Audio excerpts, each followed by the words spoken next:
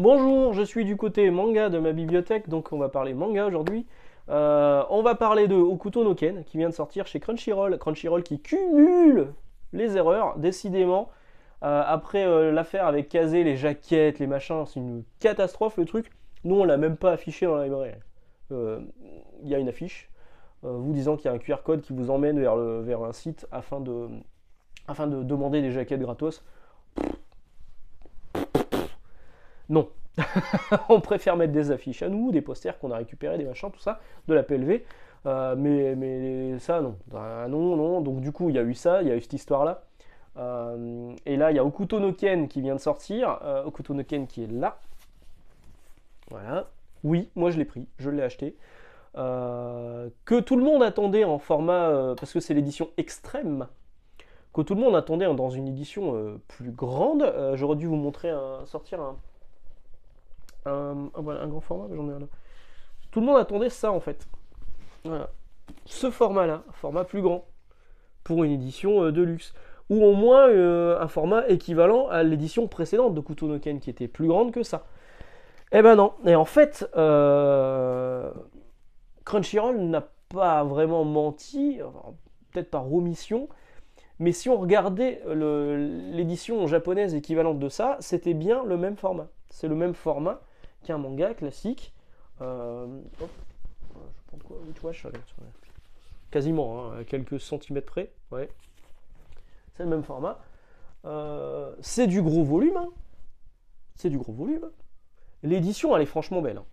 L'édition, le papier de la couverture, il est assez particulier et il rappelle énormément le papier qui est utilisé chez Mangetsu pour Soten no Ken et pour l'autre titre de Tetsuhara, pour... Merde, je ne vais plus l'avoir en tête. Bref, ça m'énerve quand j'oublie des trucs comme ça. Puis je l'ai pas là en plus. Je les ai. Bon, vous trouverez, évidemment. Donc ça rappelle énormément l'édition de Soten no Ken chez Mangetsu. Hein. C'est d'ailleurs grosso modo la même grosseur. Le papier de meilleure qualité quand même chez Crunchyroll. Donc du coup ça dénature pas dans une mangatech. Mais il y a quand même une différence qui est de taille. C'est le prix. Ça chez Mangetsu c'est 9,90€. Ça chez Crunchyroll c'est 15 balles. 15 balles. 15 balles, pour moi, c'est au moins 3 euros trop cher. Au moins 3 euros trop cher. Maintenant, je l'ai pris parce que moi, j'avais les éditions J'ai lu à l'époque, que j'ai revendues à un moment où je m'étais dit, bon, il me faut de la maille, je dégage certaines séries complètes. J'avais vendu les éditions complètes de J'ai lu. Je me suis dit, un jour, je les rachèterai. J'avais pas acheté la Deluxe, à regret, j'aurais peut-être dû. Et puis là, quand ils ont annoncé ça, je me suis dit, bon, bah là, je la prends. D'autant qu'il y a quelques planches qui seront retouchées. Alors a priori ce sera aux alentours du tome 11, à la fin de la première partie de Hokuto no Ken. Vous savez qu'Hokuto no Ken, en animé il y avait Hokuto no Ken et Hokuto no Ken 2. La rupture se fait où il y a une ellipse temporelle, où les enfants qui traînent toujours à Ken ont grandi. Et moi ma partie préférée c'est vraiment le début. C'est vraiment cette partie-là, c'est top. Euh, et je suis en train de rechercher encore le truc de Tetsuhara. Et donc bref, il y a deux parties. Donc ça sera aux alentours du tome 11 où certaines planches seront retouchées et où en plus de ça, il y aura un chapitre inédit qui fait le lien entre la première partie de Ken et la seconde partie. J'espère que j'ai été clair. Donc ce sera vers le volume 11. Donc moi en sachant qu'il y avait un chapitre inédit, complétisme maladif, je pense qu'à un moment j'aurais craqué. Donc je l'ai pris. Même si effectivement le prix pour moi il est trop cher. Il est trop cher et là on part, on ouvre une porte parce que évidemment tout le monde a gueulé sur Twitter en disant ouais c'est trop cher, boycott, personne ne va l'acheter. Putain, les messages sur le compte Twitter de Crunchyroll ils ont pris super cher Crunchyroll en disant non n'achète pas vos merdes, on va lire Hokuto no Ken mais ailleurs, en pirate ou en machin, ce que vous voulez. Et puis au final, là où je travaille, j'ai dû quand même faire du réassort parce que j'ai vendu beaucoup de Hokuto no Ken cette semaine. Donc ce qui est raconté sur Twitter et ce qui se passe vraiment dans la vraie vie, c'est pas forcément la même chose. Il y a beaucoup de gens qui attendaient une nouvelle édition d'Hokuto no Ken. Et si on fait l'impasse sur le tarif, alors c'est difficile de faire l'impasse sur le tarif parce qu'effectivement c'est trop cher. Ça reste une excellente série. C'est une belle édition, le papier il est de bonne qualité. Enfin, Hokuto no Ken, c'est culte. Pour le coup, si ça avait été 9,90, allez, 12 euros max, bah, il n'y aurait pas eu tellement raison de se plaindre. Là, 15 balles, ça fait chier. Ça fait chier. Il y a les pages couleurs, évidemment. Le papier, c'est pas du papier glacé, c'est du papier classique. Donc, du coup, le rendu des couleurs sur les pages couleurs, il n'est pas forcément fou, mais c'est pas gênant au niveau de la lecture. Quand c'est du papier glacé, parfois c'est trop rigide, et on va en parler après sur Dragon Quest, la quête de Dai. Et bah, c'est toujours autant un régal, Hokuto no Ken. Alors, effectivement, je lis Soten no Ken et l'autre série. Putain de bordel, ça m'énerve de pas retrouver le nom là. Je l'ai là, quelque part. Je ne sais pas où. Quel boulet, quel boulet, quel boulet. C'est peut-être écrit, tiens. Ça m'énerve de pas trouver. Ah, qu'est-ce que ça me saoule. Ça me saoule. Tu me saoules. Keiji. Keiji. Je suis sûr que ça fait 10 minutes que vous me le soufflez en plus. Keiji. Oui, Keiji. Voilà. Mais Keiji, c'est pas la préquelle d'Hokuto no Ken, alors que Soten no Ken, c'est la préquelle. Donc, Crunchyroll, il est allé au culot sur le prix. Il est allé au culot no Ken. Voilà, c'est gratos. Et a priori, ça marche. Donc, qu'est-ce qui les empêcherait de continuer? La bonne nouvelle pour moi, qui n'ai aucune patience, c'est que ça sort une fois par mois. C'est mensuel. Donc, il y aura 17 tomes, je crois. Donc cool, tous les mois j'aurai du Hokuto no Ken à lire, mais je peux déjà faire une hypothèque sur ma maison pour m'acheter la collection complète. Voilà. Sinon c'est très bien. Lisez Hokuto no Ken de la façon que vous voulez, c'est vraiment très cool. C'est un récit culte, alors ça date des débuts des années 80, mais ça n'a pas vieilli et c'est toujours aussi bon, quoi. C'est très très bon, très très bon. On va rester chez Crunchyroll avec la sortie cette semaine de Time Paradox Ghostwriter. Ce qu'il faut savoir, c'est que Kazé, Crunchyroll, ils ont un peu un deal avec Shonen Jump, j'espère ne pas dire de bêtises, mais ils ont la priorité sur les sorties du Shonen Jump. C'est-à-dire qu'en fait, si un éditeur lui dit je t'achète ta nouvelle licence pour 3 chèvres et 2 biquettes et mon fils, mon premier-né, Kazé peut venir, Crunchyroll peut venir, dire je te prends aussi 3 chèvres de biquettes et ton premier-né, je rajoute pas plus, mais c'est moi la prio, donc c'est moi qui le prends, voilà. Évidemment, si l'autre surenchérit, bah, Kazé va surenchérir aussi, mais sur le même tarif, ils sont prioritaires sur le truc. Je pense que c'est ce qui s'est passé avec Time Paradox Ghostwriter. Quand ils ont fait l'offre d'achat, c'était une des nouvelles séries du Shonen Jump, donc ils l'ont pris tout de suite. Et la série n'a pas marché, ce qui fait que du coup, il n'y aura que 2 tomes pour Time Paradox Ghostwriter. Ça s'appelle également comme ça en japonais? Non, c'est un autre nom. Je l'ai lu. Bah c'est pas fou. Alors il y a beaucoup de textes, voilà, boum, il y a énormément de textes, il y a beaucoup d'explicatifs. Le trait, en fait, cette couverture me fait énormément penser au trait de La vieillesse est un naufrage. Takeshi Obata sur Bakuman. D'ailleurs, Bakuman, c'est pareil, ça se passait dans le monde de l'édition du manga. On retrouve un peu de ça là-dedans. Donc l'histoire, c'est que c'est un jeune auteur dont on refuse tout le temps les scripts, même s'il a un certain talent. Parce que ces scripts ne sont pas originaux, parce qu'on lui dit que c'est un peu vide.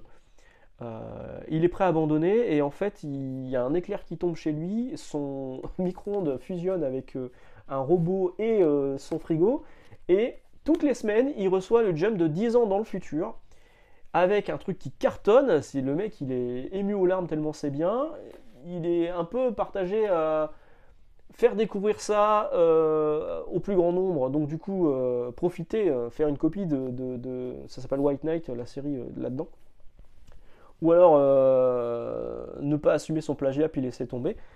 Bon, finalement, il réfléchit en termes de dimension parallèle, à savoir que quand le jump est arrivé sur son présent, ça a dû créer une ligne temporelle parallèle, ce qui fait que pour lui, il fait pas de mal.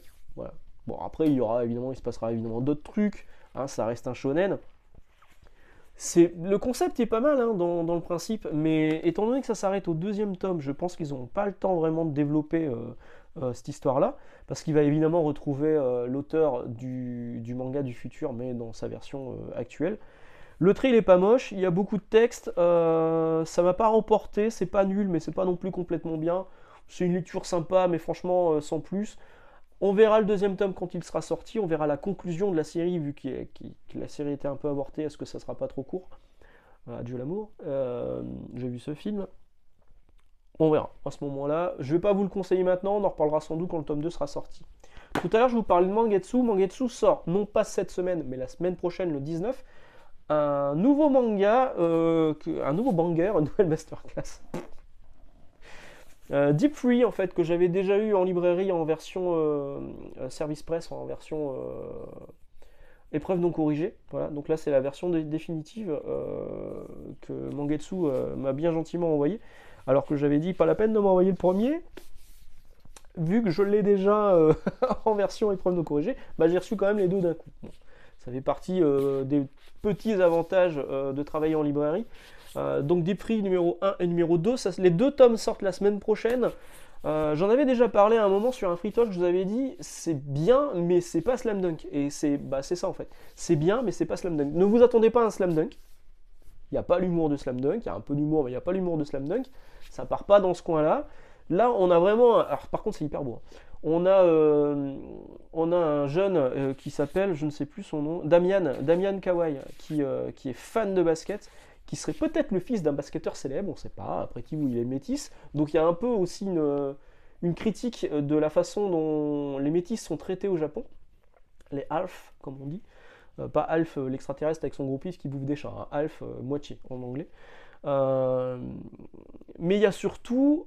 En fait, il a des angoisses. Il a une maladie qui s'appelle le yips. Alors jusqu'à Deep Free, je ne connaissais pas l'existence de cette maladie. C'est-à-dire qu'en fait, il a des angoisses quand il est sous le panier. Il a une blessure à un moment. Quand il arrive sous le panier, son corps se paralyse. Et c'est une vraie maladie, c'est un vrai truc. Hein. Son corps se paralyse, donc du coup, il va essayer d'apprendre à faire des paniers à 3 points pour pouvoir continuer à jouer au basket, malgré ce handicap qui le handicape et qui est très handicapant pour le coup. Donc Deep Free, c'est bien. Si je devais recommander une série de basket, ce serait évidemment Slam Dunk. Si je devais vous recommander une seconde série de basket, ce serait évidemment Real. Et si je devais vous recommander une troisième série de basket, ce serait évidemment Deep Free. Voilà, que j'ai trouvé vraiment très sympa. Puis ce concept du Yips, c'est original. C'est pas juste un mec qui veut devenir le meilleur basketteur du monde. Il y a un vrai message derrière. Et puis, je vous l'ai dit, au niveau du trait, c'est très beau. C'est vraiment très beau. Ne serait-ce que les couvertures, elles sont vraiment très, très sympas. Et il y a un peu de Takehiko Inoue, donc l'auteur de Slam Dunk, dans les planches, par moment. Hein. Forcément, c'est un truc de basket, donc on pense à Takehiko Inoue. Et je vous le recommande. Donc ça sort la semaine prochaine. Chez Mangetsu, je crois que le prix, ça doit être... j'ai peur de dire une connerie, mais c'est moins de 10 balles en tout cas. Ça doit être du 7 euros, 7-8 euros. Et donc les deux premiers tomes la semaine prochaine, le troisième tome sortira en décembre, le quatrième tome est déjà annoncé, la série est en cours, mais je pense pas que ce sera non plus une très longue série. Mais ouais, Deep Free, c'est sympa. Ce sera une reco, et je pense que ça partira peut-être pas en coup de cœur la semaine prochaine quand je le recevrai dans les bacs, mais au moins en belle mise en avant parce que ça le mérite. Voilà, ça mérite Deep Free. Tout à l'heure, je vous parlais de Delcourt Tonkam, je vous parlais de Dragon Quest, la quête de Dai. Je vous disais, ouais, le papier glacé, machin.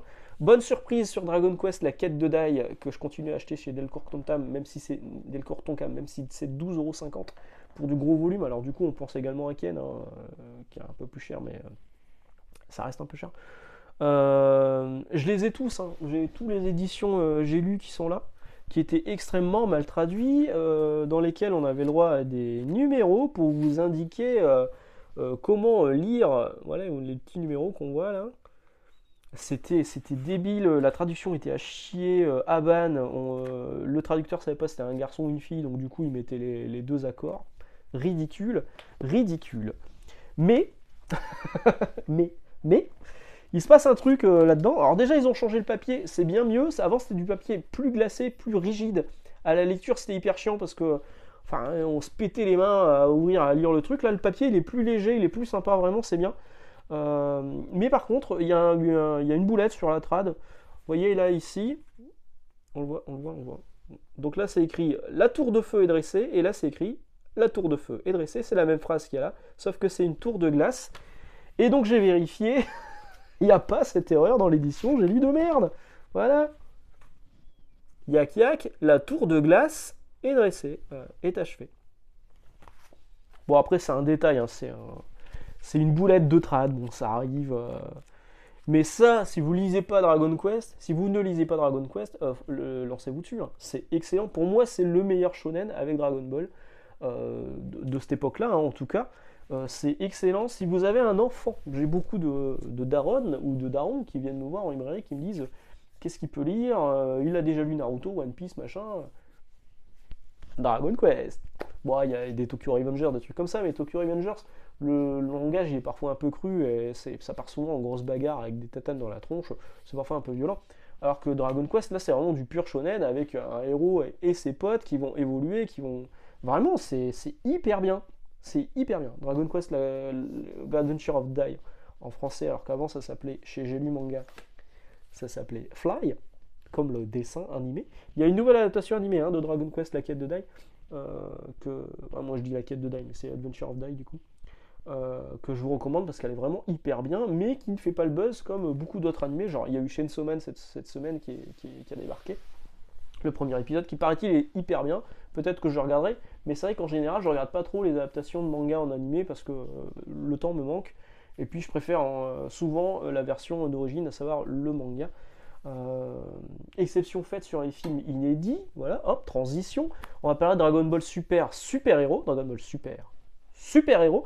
Le nouveau film qui est sorti cette semaine dans les salles françaises, alors qu'il est disponible, il est sorti il y a déjà quelques longues semaines aux États-Unis, au Japon évidemment. Donc tout le monde l'avait vu de façon plus ou moins pirate. J'ai fini par le voir. Tout le monde avait dit la 3D est dégueulasse, c'est moche, faut pas faire ça.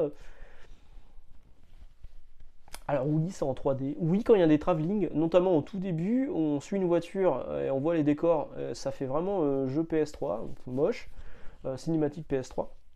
Mais par contre, sur les personnages et les scènes de combat, c'est vif, c'est bien foutu. Parfois, on ne se rend même pas compte que c'est de la 3D. Vraiment, j'ai trouvé que c'était bien adapté. Et s'il y a d'autres films qui arrivent en 3D, bah, si c'est cette qualité de 3D là, ça me dérange pas. D'autant qu'ils sont encore s'améliorer, donc... Non, vraiment, j'ai trouvé ça bien. Il y a énormément de rapports avec Dragon Ball Z et le début de Dragon Ball Z, donc la partie avec les Saiyans qui débarquent sur Terre, avec Piccolo aussi. Piccolo est le personnage principal avec Gohan, mais surtout Piccolo qui a une montée de puissance dans le film, dans ce Dragon Ball Super Héros. C'est le retour de Red Ribbon, du ruban rouge, l'armée du ruban rouge. Il y a un vrai feeling Dragon Ball Z, les combats sont hyper dynamiques, vraiment j'ai trouvé que le film était bien. Pour les gens qui sont saoulés que dans Dragon Ball Super ce soit toujours Goku et Vegeta, là pour le coup Goku et Vegeta on les voit pas beaucoup, c'est vraiment plus Gohan et Piccolo et même Pan qui est là, Krillin, C17, C18 non, mais oui c'est vraiment cool. Moi j'ai passé un bon moment devant le film. J'ai entendu, j'ai vu énormément de critiques dessus. Je trouve que c'était pas justifié. Le film, il est bon. Et ce qui est rigolo, c'est que cette semaine, j'ai vendu pas mal d'animés comics des films précédents. Parce que beaucoup de gamins venaient en disant est-ce que vous avez ça, Broly? Donc, parce qu'il y a un moment, on voit Broly dans le film, donc les gamins veulent lire la BD où il y a Broly dedans, donc l'animé comics du film Broly. Et j'ai vendu également l'autre film de Dragon Ball. En anime comics. Voilà. C'est tout pour moi cette semaine. J'espère que vous avez passé une bonne semaine. Je ne sais pas ce que vous avez acheté comme manga, mais dites-le moi dans les commentaires, ça peut m'intéresser, on peut en discuter. Dites-moi si vous avez acheté Hokuto no Ken, si vous faites partie des faibles comme moi qui ont pris Hokuto no Ken. Je vous souhaite une excellente journée, d'excellente lecture. On se retrouve demain pour le Free Talk Comics et nous on se retrouve la semaine prochaine pour le Free Talk Manga. Ciao!